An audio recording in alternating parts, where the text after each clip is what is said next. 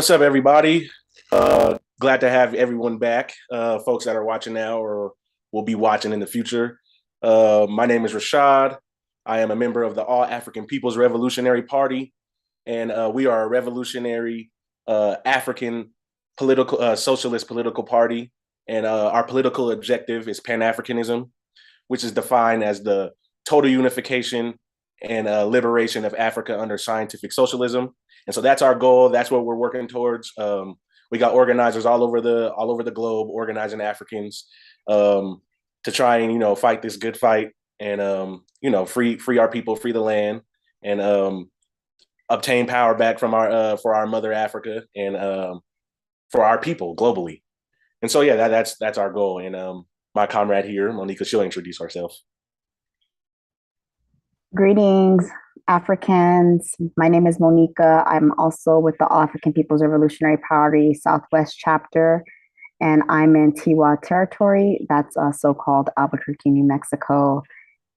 Echoing Rashad, glad to be part of an organization that's working to organize and unifying Africa. Yeah, and yeah, my bad. I also got land acknowledgements. I'm out here in occupied Ute territory, or so-called Denver, Colorado.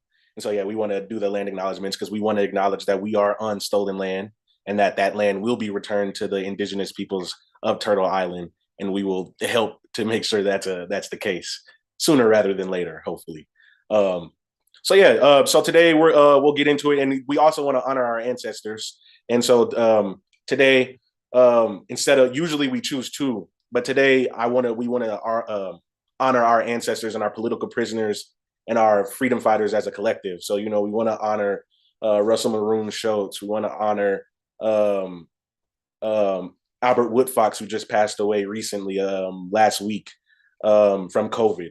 And yeah, so we want to honor the fighters as a collective, and we understand that that they sacrificed a lot for us to be here and for the movement to continue, and we want to always honor them and uplift their names and the ones whose names we don't know, because we know that there's a lot of our people who fought for us whose names we'll never know, but we know that they made an integral impact on the movement and our liberation struggle. And so yeah, with that, we'll get into the discussion today, which is about Black August.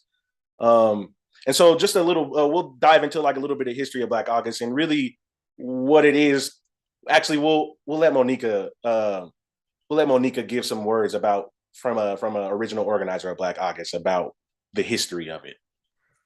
Thank you so much, Rashad. Yes, and also calling in all of our ancestors who've been political prisoners and freedom fighters fighting for the liberation of our people, because we know that with incarceration, it continued the enslavement of our people. It's a $50 billion plus industry that our people are still working on plantations, still being kidnapped to these plantations, to these concentration camps, and wanting to uplift an organizer of Black August, Baba Shaka Ba, who is now one of our ancestors who transitioned on April 23rd. And I'll never forget that because that's my birthday of this year. And he continuously organized and fought for his people, fought for our people behind the walls and also after he was released. And I just want to share a little bit about an interview. It's so important that we're connected with our people before they pass, and we're organizing with them. And during an interview with Bomani asked a question and asked Baba Shaka about why and how was Black August originated and what was the purpose. So I'm just going to read you verbatim the quote that our ancestors shared. Okay, the origins of it were twofold. It was a commemoration, Black August Memorial, as we had been doing inside for years, of all those freedom fighters we had lost from our midst because we had suffered at the hands of the state, this government, for years without being able to get the message fully to the outside world. People would see isolated incidents, or they would see certain names pop up and they would consider them isolated incidents. So they really didn't understand that they were a systematic policy that was destroying us. They were killing us by this policy. When you hear the term NHI, no humans involved, that's the way we were considered, and we were beneath that particular rule. As Africans, we were considered the lowest of the low. So anything, all of the torture tactics, all of the chemicals, weapons, new tools they have for controlling people, they used on us first. And as a result, we had to form an organization, a body, form an organ, excuse me, a body, a unity amongst ourselves to protect ourselves. Then the idea was to enlighten the outside world, to shine the spotlight on what was happening in the prison, to get rid of us, to get rid of all the lies, the cover-ups, um, all to make them understand what was really happening, to get people involved and to get them there to investigate. And we're going to drop the whole interview that was completed um, a couple months before, that was completed in 2016. So actually a few years before our ancestor passed away. Encourage you all to take a look at it, reading to learn more, because this is someone who was directly involved in organizing Black August behind the walls and also out in the community. So I'm going to turn it over to Rashad, and he's going to also give us more history and context. Yeah, thanks, Monica. I think that's extremely important that we get words from our elders and our ancestors who were directly involved in the formation of Black August and in the fight for prisoners inside the walls and outside the walls. And so yeah, just some further context. Basically, we can bridge right off of that of what the elder and the ancestor had just mentioned about the torture and the tactics that were going on behind prison walls. And so Black August, you can really trace it back to the politicization of W.L. Nolan, who was a comrade of George Jackson and in San Quentin prison and other political prisoners. And he was the one who actually, was the one who got George Jackson to start thinking about America as something that as an empire, and as an entity that is spreading destruction through the capitalist system. It was W.L. Nolan who was the originator of stuff like that and helping to politicize young people who had gotten behind bars. And so W.L. Nolan, he started actually like a prison campaign, and he was taking their prison rights to the courthouse, trying to do it the right way, so-called, by the system and stuff like that. Because, things were going on inside San Quentin where folks were putting glass, they were having guards and Aryan Nation Brotherhood folks were putting shards of glass in Africans' foods, putting fecal matter in their food. And so, W.L. Nolan is bringing stuff like this to the prison courts and saying, hey, man, like, we can't have stuff like this happening. He's trying to do it the right way and everything. And for that reason, he and two other comrades of his ended up being murdered in January of 1970. And so that's a real sparking point for Black August, because that a lot of people were politicized under W.L. Nolan, and the prison guards shot W.L. Nolan, William Christmas, and Alvin Miller in 1970. And so and they wouldn't allow their comrades, George Jackson and other Africans who were on the yard, to even bring them into safety. They would, they basically were daring them, like, hey, if you go grab them, we will literally murder you. And so there was, that level of repression, that level of barbarity is just, it was common tactics behind the walls and stuff like that. And so somehow, some way, there was a retaliation for the murder of W.L. Nolan, Cleveland Edwards, and Alvin Miller, and a guard in San Quentin. I think it was the next night, or even if not that night, that they were murdered. That a prison guard was thrown over the cell block and fell to his death. And so for that, of course, who they were going to blame, even if they were or weren't responsible for it. They had George Jackson and Fleet of Drum Go, and I can't remember. I'm sorry, I can't remember the other comrade's name, but three of them were charged for the murder of this prison guard, and and uh and that actually leads to George Jackson's little brother, Jonathan Jackson, and how he plays an integral role in Black August, because Jonathan Jackson, if anyone doesn't know, is they call him the man child, and that was named by his brother George Jackson in Blood in My Eye, George Jackson's book. But he was a 17-year old African kid who was politicized by his brother George, and he wanted to free our people.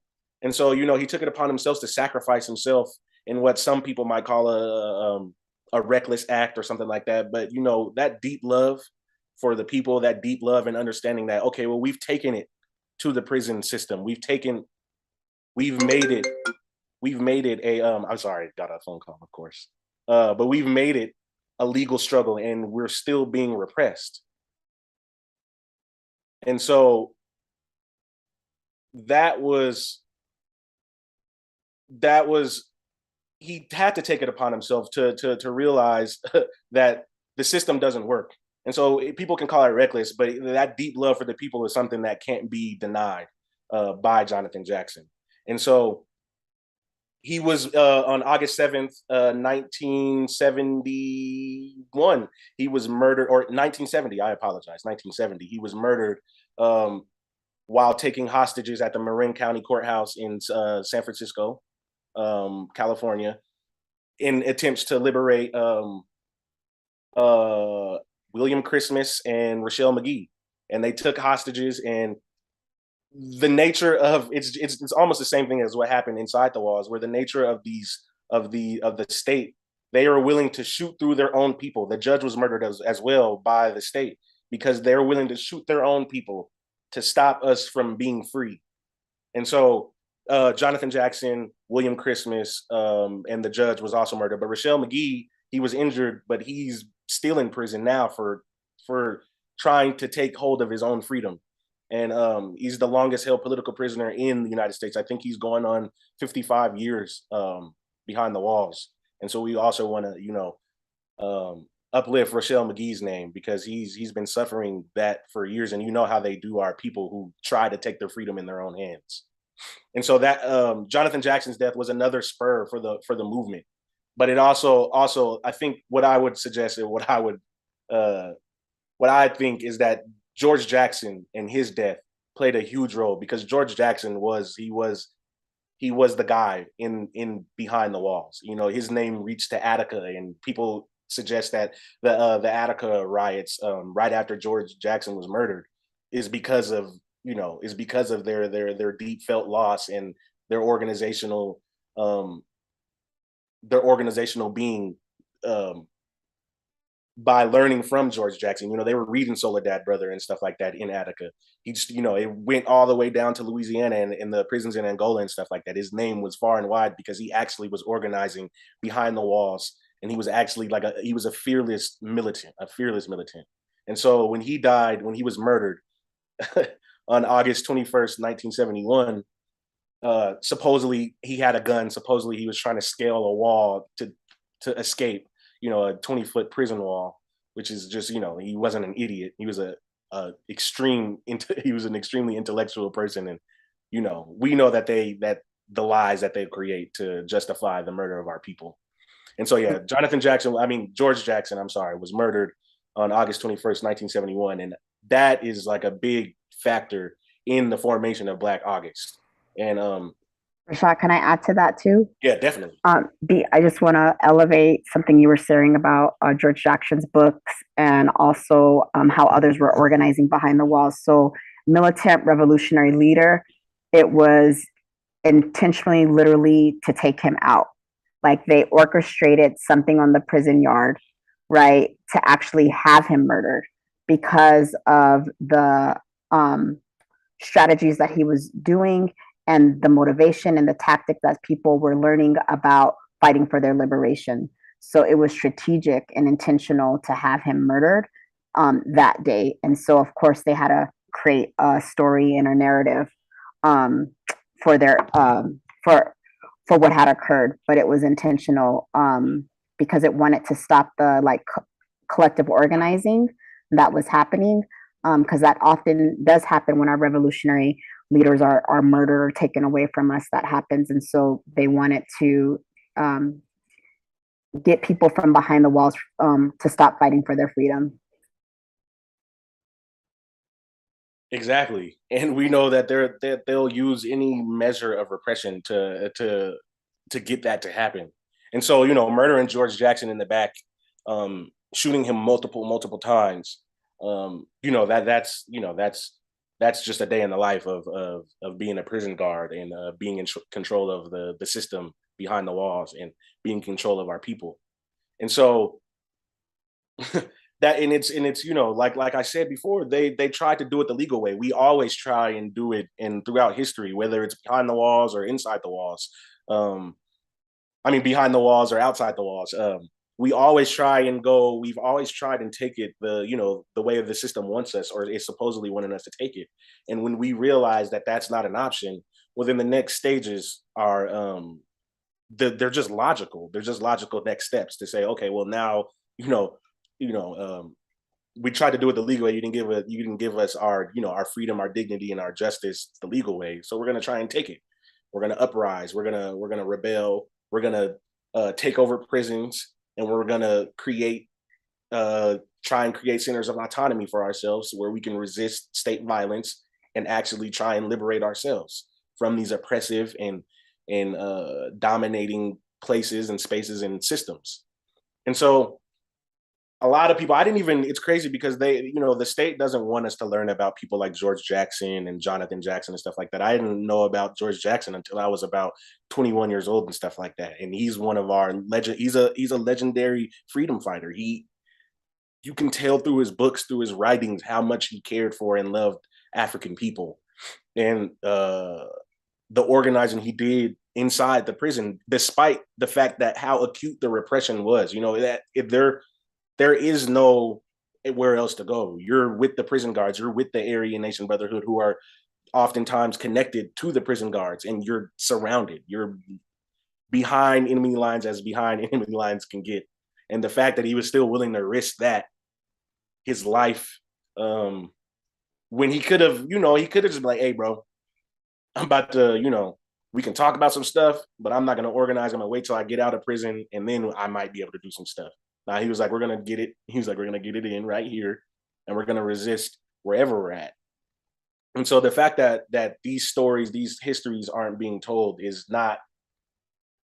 It's not something that's surprising, and it's honestly not something that we might even want, because Black August is becoming an institution for us. It's going on 43 years of celebration, because it started its commemoration in 1979, a year after the death after the negligent homicide of Katari Gaulden, who was another comrade of George Jackson and a student of W.L. Nolan and George Jackson, who was, left to die after hitting his head in the yard in prison on August 1st, 1978. And so, 1979, that's when Black August started. And so it's really becoming an institution for African people in the U.S. It's one of those things that we can rally behind, that we can actually commemorate.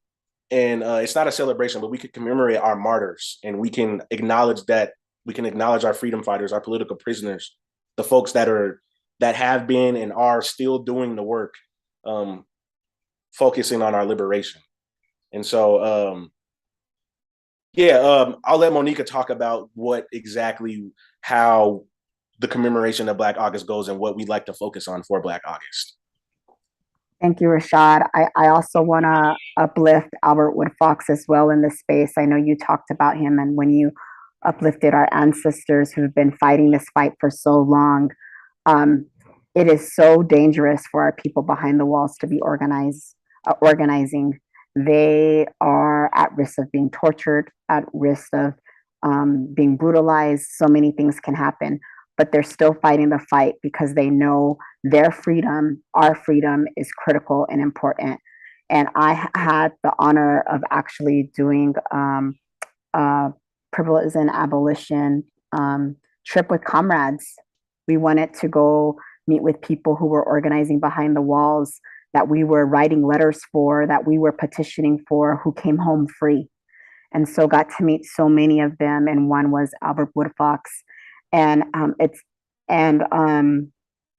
just thinking about how he spent 43 years in solitary confinement and the stories that he shared and the time that he shared with us, I will always cherish and definitely recommend his book. It goes into the memoir, it goes into a lot of details of what occurred, but just what he had to do to stay sane, because being behind the walls, being stripped away from his community, he was part of the Angola 3, and giving like lots of love to the people behind the walls in Angola right now that are grieving his loss.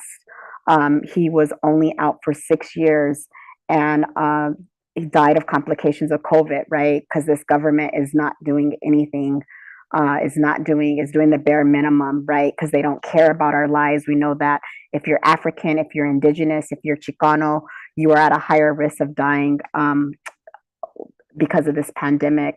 And so Solitary, you can get the book. It's also an audio, and just want to just share like lots of love to family, friends, organizers behind the walls that are grieving his loss. And he continued to fight, like even in the midst of meeting him, he was organizing. It was just beautiful to see the spirit. They couldn't break his spirit. They couldn't break his spirit no matter how much they tried to. And because of like, when I think about the dangers that our people have behind the walls, they're like in the belly of the beast of white supremacy, right? Because those systems are just established for that. Like what we can be doing, right? Organizing here and in solidarity with them. So thank you so much, Rashad, for sharing that. I want to also talk about a little bit about what occurs during Black August. So it's a space that's grounded in revolutionary organizing about freeing our people, right? Our people are not free. Like Fannie Lou Hamer says, we're not free until everyone's free. That is so critical. None of our people are free until we're all free. And so it's a space grounded and oftentimes people behind the walls will do fasts. They'll focus on political education and studying. They'll do strikes through fasting, and also strikes through like not working, refusing to work behind the prison, boycotting commissary, boycotting phones, because commissary, like they make money off of commissary. They make money off of making the phone calls. Prisons do, right? Or the people who hold those contracts, I should say. They do food refusals, right? And demonstrate with each other. So they build a unified front across Turtle Island, organizing in solidarity. Like imagine how much organizing that takes, where people are unifying across prisons, across jails, to be in solidarity, to talk about the continuous inhumane treatment. People are behind the walls to be enslaved. That's it, period. And what they also do is they try to find the people who are organizing to put them in solitary confinement, to like stop them from organizing together. So they're like heavily watched as they're organizing Black August.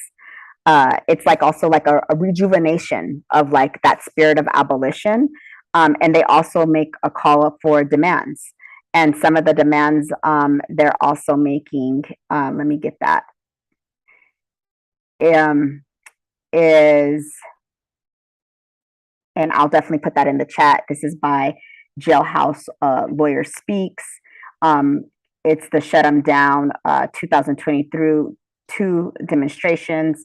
And they're asking people to promote strategies to closing prisons, jails, and immigration facilities. That's so important that we're also in alignment. Those same prisons that incarcerate our people are on the border, displacing families, separating families, making money off of people who are trying to come into the country legally. It is not illegal at all for the processes that they're doing, but really, and what they're facing on the border, what our people in Haiti, like, were facing when they were trying to um, uh, come to like safer spaces, like the continues like harm that occurs. So that's one of the calls to action that they're doing. They're telling us as people behind the walls, we can organize demonstrations that disrupt jails and prisons. Want to acknowledge Millions for Prisoners, and free them all during the pandemic. And Tiwa Territory, almost every Friday, for the first year of the pandemic, because we're still in it, they were at a jail or a prison bringing awareness. And you can hear people behind the walls like cheering. They were so excited to have people there in solidarity with them. But demonstrations that disrupt, right, that disrupt pathways to prisons and jails, right, those streets, those roads. Um, there's direct actions to defund policing in communities. Here in Tiwa Territory, I think it's like $255 million funded for police, and they keep asking for more money to fund police, um, to end the enslavement of people. And so, again, what's really beautiful about this is the call to action that people behind the walls are sharing, that there are many multiple strategies that we can get involved as abolitionist organizers who believe in prison abolition to be in solidarity. And there's lots of things you can do. You can find organizations that are being involved in doing action. So I'm going to drop the link in the chat, to that really gives more information on actions, taking action, and demonstrations on how you can get involved.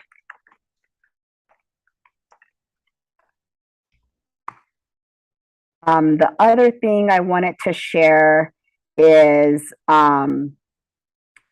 other thing that people behind the wall are talking about, and people in the community that do prison abolition, is how do we create abolition houses?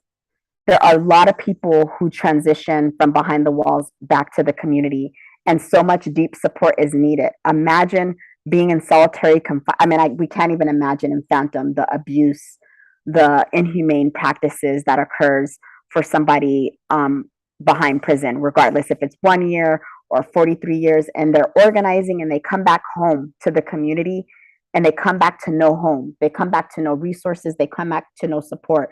You know, Albert Woodfox came out of prison at 69 years old. We're not expecting him to work, right? Because like they're not going to hire him in the first place. And what can we do as a community that abolition houses exist, where there's safe spaces for our people to come home to, where they're able to get resources, support, and continue their organizing. So I know that's also another thing that people are really trying to form. And so I know Elaine Brown, for example, former Black Panther, she has a farm, and people who come from behind the walls work on the farm. They're compensated a livable wage, way more than most people make, and they're able to get like that support, that transition during that time, right? Because imagine how hard that transition is, being gone for so long, being uprooted and kidnapped from your own community. So many of our political prisoners, as well as people behind the walls, are behind there for no reason, all for monetary and capitalistic and imperialistic gain. And so that's something else that's happening.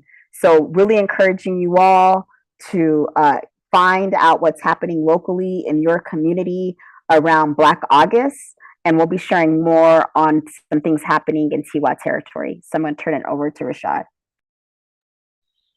Yeah, and we still got a little time. So like I just wanted to like you mentioned the fact that a lot of our people are in jail for no reason at all.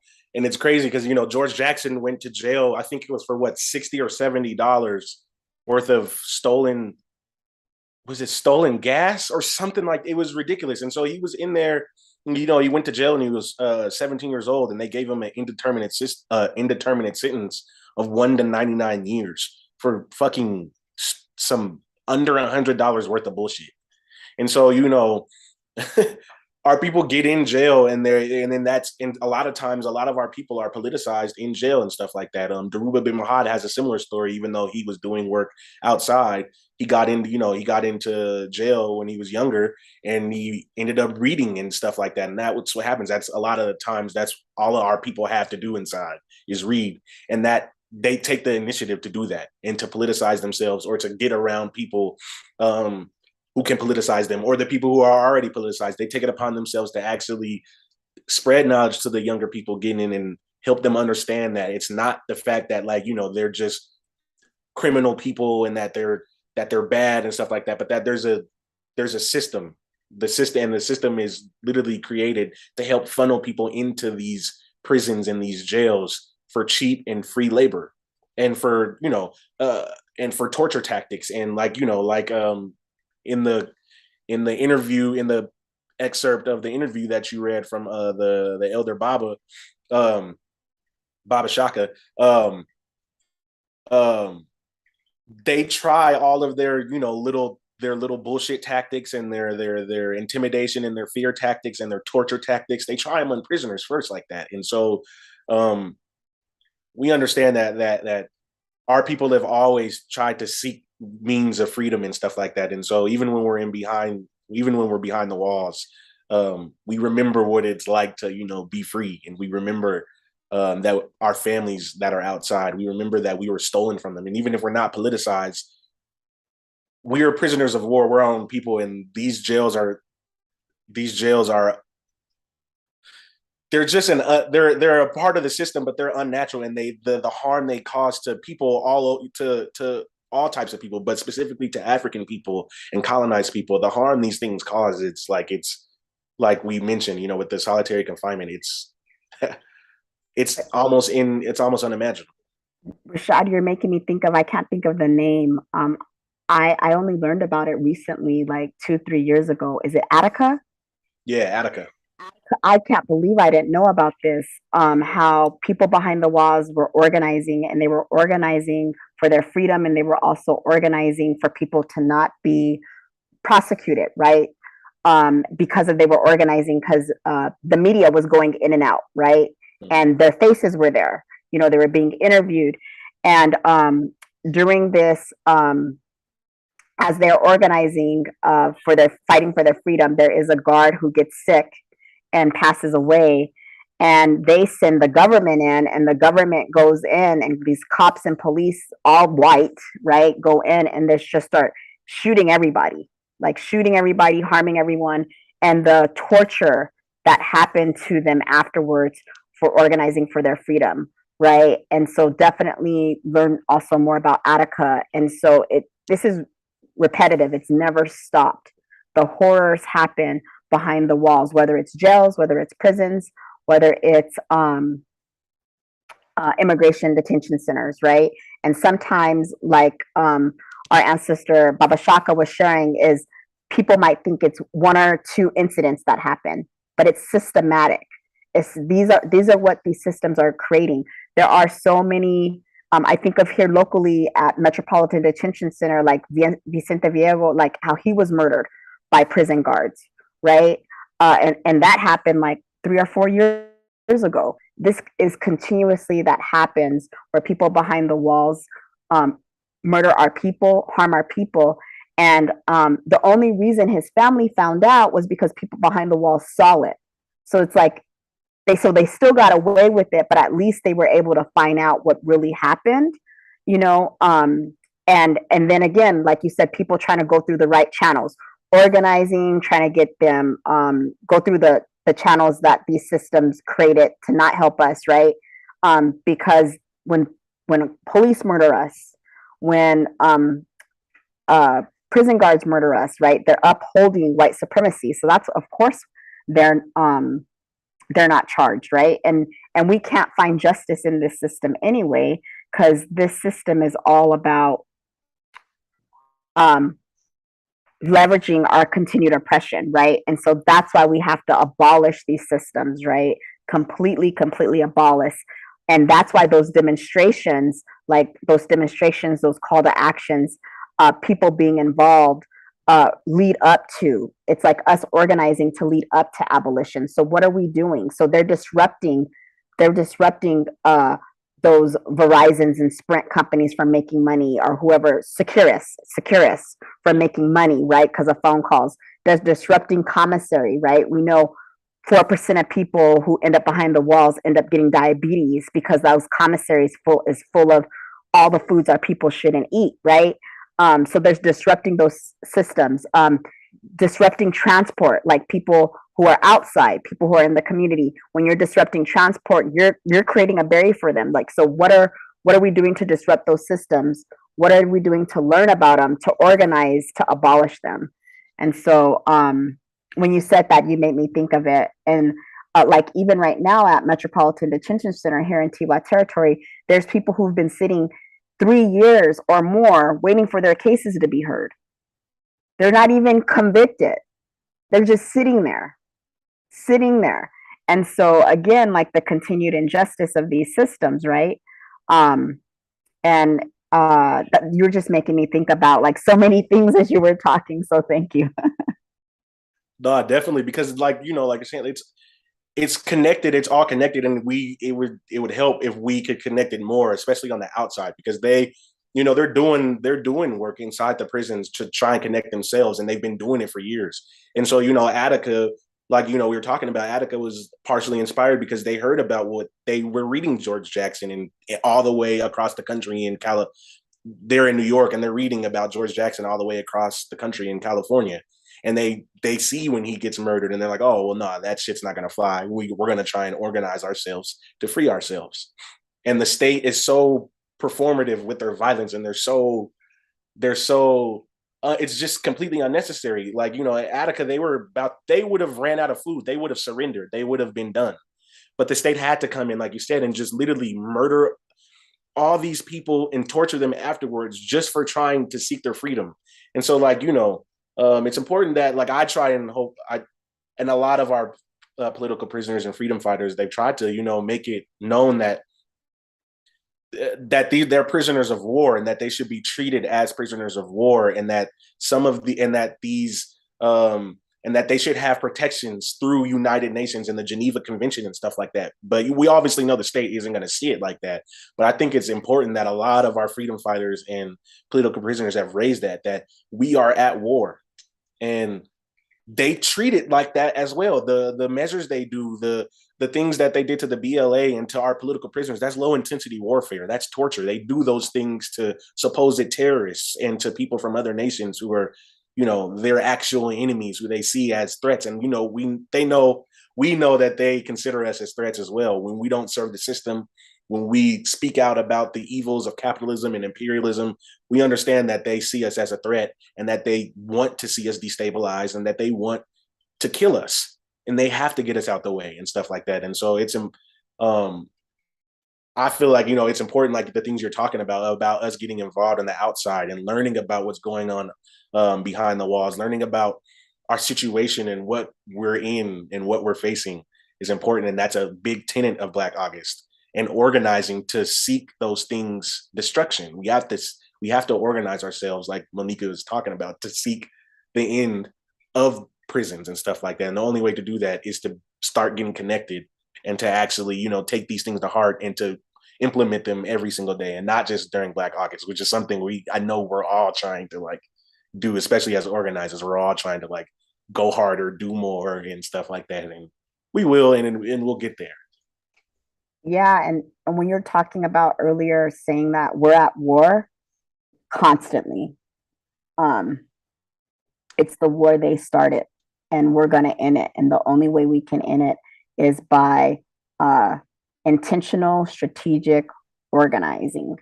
And so that's critical, because we're, name it, disproportionately incarcerated, disproportionately experiencing poverty, disproportionately have low home ownership. We have the lowest home ownership in the 1950s, since the 1950s. And we can also thank Obama for that, right? Being part of holding white supremacy, of how so many folks lost their homes, right? We the school to prison pipeline, right? How we don't even see ourselves in the education system. And I don't mean by representation, because representation is a falsehood. I meant like all the things that we're learning about our people, like I feel like I didn't start learning about most of this until about maybe 10 years ago, and really deeper diving in it to 5 years ago. Like this education system doesn't represent us. It continues to what's the word, perpetuate white supremacy, and that's how it was created, right? COVID, look what's happening, disproportionate numbers and how we're impacted by COVID. So why do we continue to invest in these systems that are oppressive to our people? There's no such thing as this American dream, because it doesn't exist, right? And so us as a collective, not looking at things individualistic, and like being able to see how huge Black August is and how prisons do this all across the country together as a unified front. We can do this, y'all. We can break these systems that and yeah, we can break these systems. It's all about what we're doing, like strategically, um uh because we're not outnumbered. There's more of us than there is of them once we realize it, especially people who are colonized, communities of color being able to come together, um because they're not going to like you were sharing, even ancestor elder Baba Shaka was sharing, is like going through the system still didn't work, right? And so people who benefit from the systems, like oppressors, they're not going to want these systems to change. So because they're not going to want it to change, we have to change it. We have to force them. We are at war on every level. Our people are going to die even more if we're not organizing. And we're just uplifting what's happening here in this country. Like, think about where all of our people are, and how imperialism has impacted our people everywhere. Yeah, most definitely. And so, um, some of the final thoughts, some of the final thoughts I have on, and some of the final things I want to say about Black August is that there's other political prisoners that are in jail right now. So our other freedom fighters, and it really breaks my heart, and it's almost hard for me to like talk about it sometimes, because I really feel that like even though we understand the repression that the state puts on us, and that we haven't the education, they don't teach us anything, and of course they're not though, but we have elders that have fought for us behind the walls, like Albert Woodfox, who passed away. But right now, Matula Shakur is in prison right now, and he's going on, what was it, I think it was 40 years. It's 40 years that he's been in jail. um and so he's in poor health, and it's a big failure if he that he's been in jail this long. And it's okay to admit where we failed. It's okay to admit where us as African people have not obtained our objectives. That's a thing we have to do, especially as revolutionary socialists, as dialectical materialists. We have to analyze our failures and our victories. And so the fact that he's been in jail this long is a failure, and he's in extremely poor health, and we want to um we obviously want to, on this program, demand his immediate release, to his family, so that he can spend his last days. He has cancer, and yeah, so we really Yeah, they're demand. giving him 6 months to live. I think as of May of 2022. Sorry, Rashad, I didn't mean to interrupt you, Oh, no, but you're it's good. No, yeah, like everything. Sorry, I'm no, just you're thinking of good. like, man, release this man. And they won't, and it's crazy because the state remembers, and they don't want to. They'll literally allow him. They want him to die in prison so that they can force us to, so that they can imprint this fear of like, hey, if you actually fight back, if you free people, if you free Assata Shakur and you don't tell us where she is, we will come back around, and we will imprison you, and we will make you die in prison, and we will torture you while you do it. If you want to fight back, or you can join the squad. And so they try and instill this fear in us, and they do it through all of our people. Mumia is in jail. He's in poor health. He's been in jail 44 going on 45 years now. And so for nothing, Mumia didn't murder that officer in Philadelphia. And so the Move Nine, a lot of them are still in jail. They just returned those kids' bones to their family and stuff like that. They kept children that they bombed in Philadelphia, in museums at colleges, and they just returned them and stuff like that, or supposedly just returned them.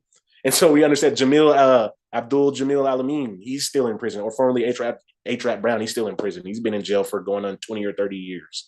Kamal Siddiqui, he's been in jail for 20 or 30 years, a foot soldier in the movement. It's just, Veronza Bowers, a healer, he's been in jail for over 20 years. And so it's just Leonard Peltier, an indigenous person, he's been in jail for 40 years. And so we have all these colonized people behind prison walls, not classified as political prisoners anyway, but we understand that they're being held for their political beliefs and for their willingness and their bravery, and that to fight back against the system and to say, hell no, I'm not about to, I could take the money easily. George Jackson could have easily took a book deal, could have calmed down, could have held it down for a little bit and got out and went to Tanzania like he was talking about. He wanted to go to Tanzania and show his mom Tanzania and go to Africa. He could have did that shit, but no, he didn't. So yeah, I just wanted to uplift the fact that we have other political prisoners in jail right now and that they're fighting. And the Jericho Network does good work. You can go to the JerichoNetwork.com, I'm pretty sure, and they have ways to get in touch with political prisoners. You can write them and stuff like that. And so yeah, I'll just final thoughts. I'll say that. Thanks, Rashad. I know Millions for Prisoners here locally. They also do writing behind the walls as well. They also do jailhouse lawyering. I know that I've done a lot of solidarity work with them, and they've had several political prisoners released through the work that they're doing, as well as just people behind the walls. So definitely get involved. We have to stay in action at all times, because no action does not help our people. So Rashad, turning it over to you. So that ends the PE of today, and we're going to transition a little bit to COVID-19 updates, because we're all still in a pandemic, even though the government makes us want to think we're not. So I'm going to turn it over to Rashad, who's going to share some knowledge there. Yeah, so getting into COVID updates, I just want to, there's a high community transmission rates across the U.S., but of course the CDC isn't reporting it because they don't want to report it, because they want people to feel safe to be at work and to not, actually organize and fight and, demand that we be locked down and paid for it and stuff like that, and taken care of by our government, and have our tax dollars actually go to serving us. And so they know, they don't want to report it because they know that if they did, that people might have the feeling like, hey, wait a second, the pandemic's not done and you're forcing us to go to work. You're not giving us, the federal thing for paid leave was taken away, and it's state by state now. So if you get COVID, it really depends on your state to decide if you actually get COVID pay. So yeah, that's still going on. Obviously, we know over 1 million people have died, and that's people talk about, they talk about how many people die from the flu every year and stuff like that. But this is negligent. That's negligent too. We're not even gonna fucking say that that's not, because this is what happens when you have a healthcare system built on being for profit. And so we get our people, our most vulnerable people, usually dying at the hands of preventable diseases and stuff like that. I mean, we can't suggest that it's not preventable, that all these deaths aren't preventable, because we see how good China is doing. We see how good Cuba's doing and stuff like that. Cuba's a small country, but China got 1.4 billion motherfuckers over there, and they have less than half of the deaths we have. They don't have anywhere near 1 million deaths. I don't think they have over 100,000, if I'm speaking correctly, I hope. But even if they did, I mean, it's not 1 million people. And so, yeah, we understand that the state does not care. They want us they're trying to force us to go back to work, because they need us to do that. That's how they make their fucking money, by forcing us to work, coercing us to work for shitty wages and fucking shitty companies who don't care about us. So yeah, that's all tied into COVID too. So, there's other variants emerging. The service food industry, they talk about a lot of supply chain issues and stuff like that. But that's really the fact that people in these places, I work in like in warehouses, and I've worked in food industry, and people are getting sick, bro. They're getting sick and they have to take off. Some people are pissed off. They don't want to work because they're getting forced to work 6-7 days a week to overproduce for the other sectors of or the other warehouses that are missing people and stuff like that. So then you have to other warehouses that have to pick up their slack, and so people are quitting. People understand that we're not getting paid enough, and that prices keep rising and wages are stagnant, if not dropping. And so, people understand that. People aren't stupid. Even the ones who aren't revolutionary socialists, who aren't socialists, they understand that. And they see, okay, well, I'm not about to do this. I'll wait it out, and I'll try and find a better job, and I'll make do, or I'll, get involved in, there's people getting involved in illegal activities because they have to feed their fucking families. And so it's a whole it's all tied into the system and capitalism, and how extractive it is, and how the nature of the system isn't built for our safety, isn't built for us to thrive. It's built for us to just fucking work and make money for the ruling class. And so we know that there was also they put out that 100 million people that this fall is going to be pretty bad for COVID. And so while we're dealing with COVID, I think they said 100 million people might be infected during the fall. And so that while that's happening, we also have the influx of monkeypox now, which has been around for years. And, they've been dealing with it in Africa for years. Requesting aid, requesting help, requesting scientists to come together to try and formulate plans on how to stop the spread. And the only way to do things like that is to formulate coalitions and across borders. But we understand that the West and Euro America specifically, that they're not willing to do these things, especially not for Africa. They love seeing us die for bullshit things that oftentimes are created by capitalism and imperialism. So the way food is dealt with, the way food is transported, the way it's the way animals are killed in various parts of the world is unhealthy. It's unsafe, and the only reason why they do it is because it cuts costs. And so when you cut costs, that's when you get unsanitary things that end up spreading to diseases and stuff like that. And so like people like to, talk about COVID and Wuhan and the bats, but more than likely I've heard, socialists, is that epidemiologists, or am I tripping? Either way, the ones who study, who track, oh, good. That's it, epidemiologists, yeah. Good. I was wondering. But yeah, the ones who track, how viruses start, there's, socialist epidemiologists who have stated like, no, like, dude, most of these things come from how it wasn't probably from a bat. It was probably from, a food source that they got that is, and it might have not even been in China. And it's just the fact that how all these things are transported, or if it was from China, it's the fact that China has to transport all this fucking bullshit halfway across the country because they're not allowed, because the way this imperialism works, neighbors aren't even allowed to necessarily work with neighbors and stuff like that, because the US needs those markets. Western Europe needs those markets to transport goods and food and make money off of it. So, people talk about the fact that like these things are man-made and stuff like that it's a conspiracy theory. No, it's not a conspiracy theory. They'll do that shit. I mean, they're lying about it, but these things aren't hidden necessarily. We understand how globalization, while they purported to be a good thing, we understand that who has control of globalization is Western Europe and America, and that they try and seek and control and dominate these markets all the way across the world just so they can make money.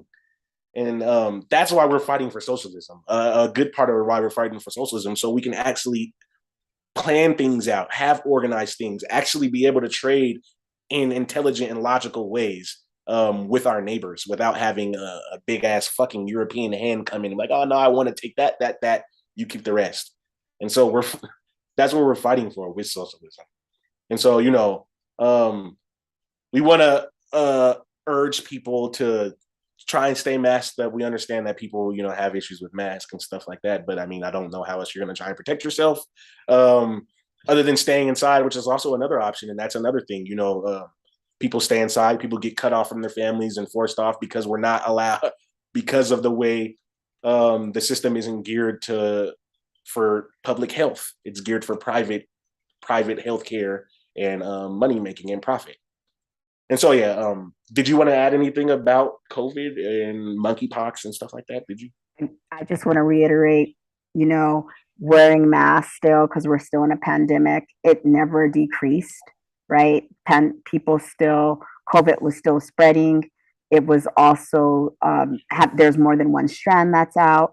And even though the CDC numbers are dwindled a little bit, it never stopped. And there's ways that COVID was being tracked in water, right? In our through our urine, through our bowels, right? And those things being tracked. And so people thought, and I've driven around the state, and it's like, get your vaccine so you don't have to wear a mask. And it's like, whoa, that's like misinformation, and that's strategic and that's intentional, because they want people to go back to work. Even now, the CDC changed their guidelines. So if somebody has COVID, they only have to stay home for 5 days. They tell them don't retest and then just go back to work with the mask, right?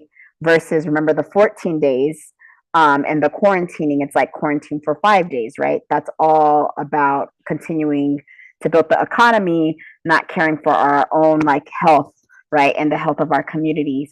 And so we do have people who have, that are vulnerable populations. We do have people who still don't have access to COVID vaccine. And so regardless if you choose to take it or not, definitely mask up to, keep yourself protected and others around you protected. It's just really critical and important.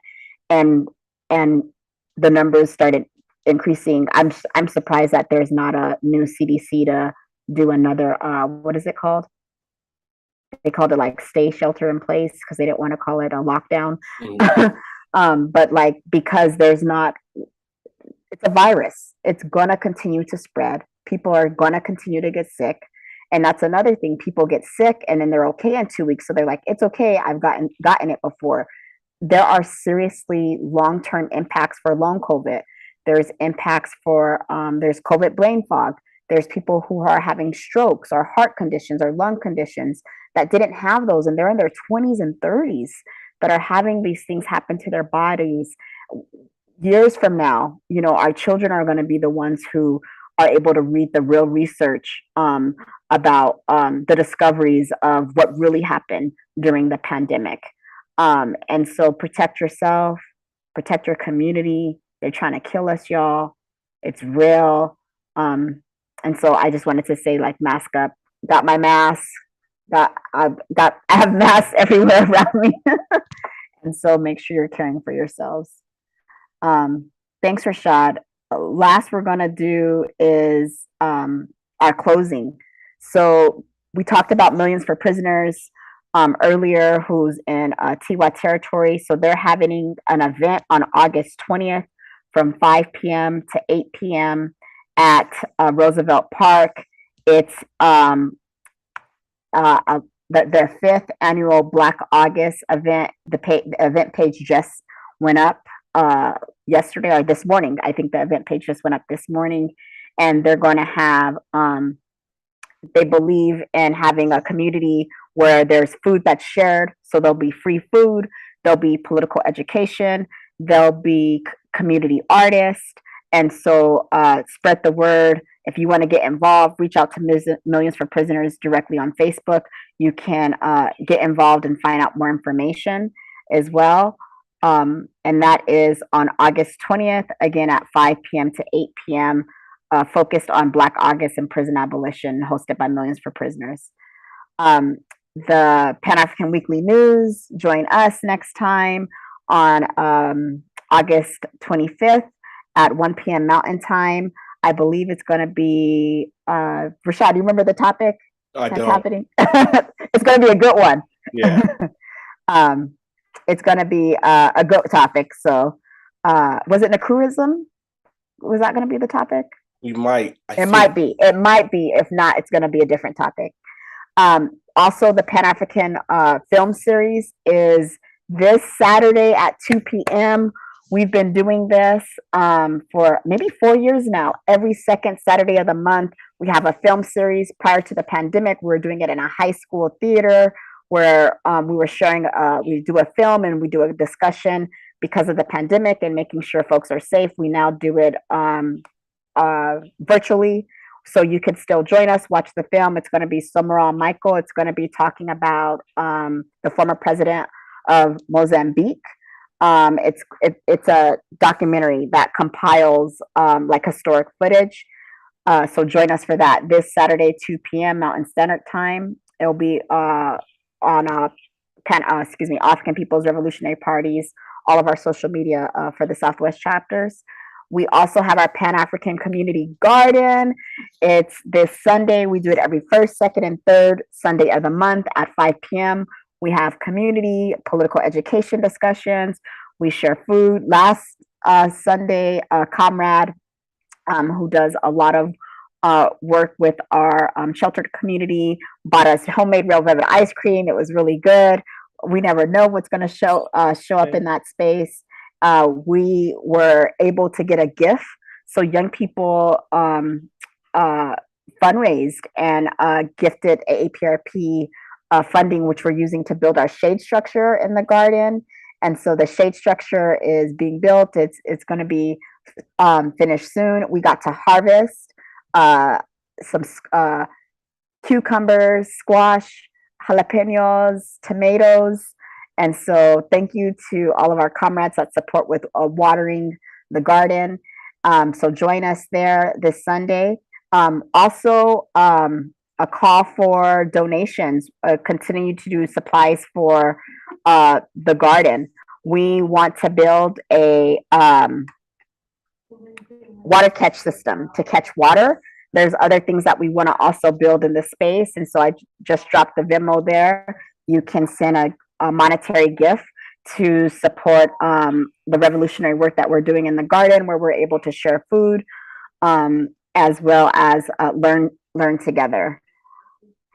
The other thing is, in our closing, we want to say, if you're not part of a revolutionary organization, that's join one. Find an organization. You can, even if you're not in the southwest part of this country, you can send us a message and we can direct you to different organizations that are on Turtle Island. So join our organization, fighting for our people on any topic that's important, to you. It's all connected to capitalism, no matter if you're doing work around food deserts, or if you're doing work around our unsheltered community. It's all connected around capitalism. And so we're leaving you with stay ready for the revolution, stay involved, stay active in your community, and we appreciate you all coming. Thanks, Africans. Thanks, folks.